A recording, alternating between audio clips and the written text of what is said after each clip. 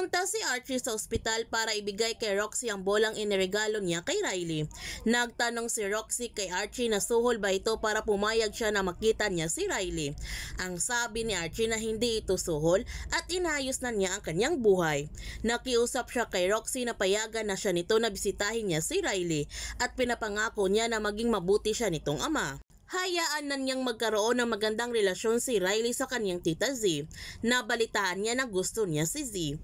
Naalala naman ni Roxy nung unang pagkikita ni na Riley at Z na gusto talaga ng kanyang anak si Z. Napakasama naman niyang ina kung ipinagkait niya kay Riley ang kanyang tita Z.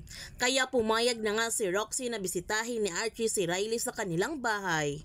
Sobrang masaya si Archie dahil pumayag na nga si Roxy at nagtanong siya nito kung pwede ba niya hiramin si Riley this weekend.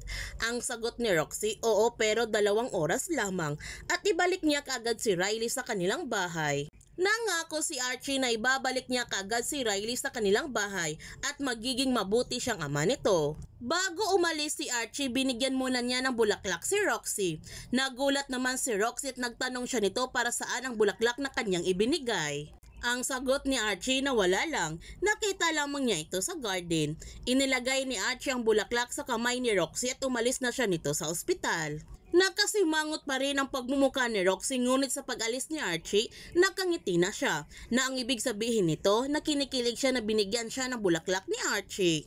Lalambot na kaya ang puso ni Roxy kay Archie? Yan ang ating aabangan sa High Street. Kung bago ka pa channel ko, don't forget to like, subscribe, and click notification bell para palagi kang updated sa mga videos in-upload ko. Thank you for watching and God bless to everyone!